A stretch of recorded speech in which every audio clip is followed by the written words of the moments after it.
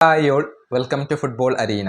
FC ബാഴ്സലോണയുടെ മധ്യനിര താരമായ ഫ്രങ്കി ഡിയോങ് ഒരു സീരിയസ് ഇഞ്ചുറിയുടെ പിടിയിലാണ്. അതുകൊണ്ട് തന്നെ കൂടുതൽ കാലം അദ്ദേഹം പുറത്തിരിക്കേണ്ടി വരും. മറ്റൊരു മധ്യനിര താരമായ കസാഡോ ക്ലബ്ബ് വിടാനുള്ള ഒരുക്കത്തിലാണ്. അതുകൊണ്ട് തന്നെ വില കുറഞ്ഞ ഒരു താരത്തെ മധ്യനിരയിലേക്ക് കൊണ്ടുവരാൻ FC ബാഴ്സലോണക്ക് താല്പര്യമുണ്ട് എന്ന ഒരു റൂമർ ഇന്നലെ പുറത്തേക്ക് വന്നിരുന്നു. കാറ്റലൻ മാധ്യമമായ സ്പോർട്ടാണ് ഇക്കാര്യം റിപ്പോർട്ട് ചെയ്തിട്ടുള്ളത്. മാത്രമല്ല, ജിറോണയ്ക്ക് വേണ്ടി കളിക്കുന്ന മൊറോക്കൻ താരമാണ് അസദ്ദീൻ ഒനാഹി. അദ്ദേഹത്തെ സ്വന്തമാക്കാൻ FC ബാഴ്സലോണക്ക് താല്പര്യമുണ്ട് എന്ന റൂമർ പുറത്തേക്ക് വന്നു.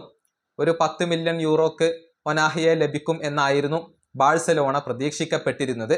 എന്നാൽ ഇതിൽ ചെറിയ ഒരു മാറ്റം സംഭവിച്ചിട്ടുണ്ട്. FC ബാഴ്സലോണക്ക് താല്പര്യമുണ്ട് എന്നറിഞ്ഞതോടുകൂടി ജിറോണ താരത്തിന്റെ വില ഒന്ന് വർദ്ധിപ്പിച്ചിട്ടുണ്ട്. അതായത് 10 മില്യൺ യൂറോക്കൊന്നും ബാഴ്സക്ക് ഈ താരത്തെ കൈമാറാൻ ഇപ്പോൾ ജിറോണ ഒരുക്കമല്ല. അദ്ദേഹത്തിന്റെ റിലീസ് ക്ലോസ് 25 മില്യൺ യൂറോയാണ്. ഈ തുക മുഴുവനും നൽകിയാൽ മാത്രമാണ് ഒനാഹിയെ കൈവിടുകയുള്ളൂ എന്ന ഒരു നിലപാടാണ് ജിറോണ ഇപ്പോൾ എടുത്തിട്ടുള്ളത്.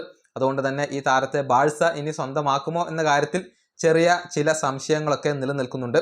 10 മില്യൺ യൂറോക്ക് ലഭിക്കും എന്നായിരുന്നു FC ബാഴ്സലോണ പ്രതീക്ഷിക്കപ്പെട്ടിരുന്നത്. അതിന്റെ വിലയാണ് ഇപ്പോൾ 25 മില്യൺ യൂറോയായിക്കൊണ്ട് ഉയർന്നിട്ടുള്ളത്.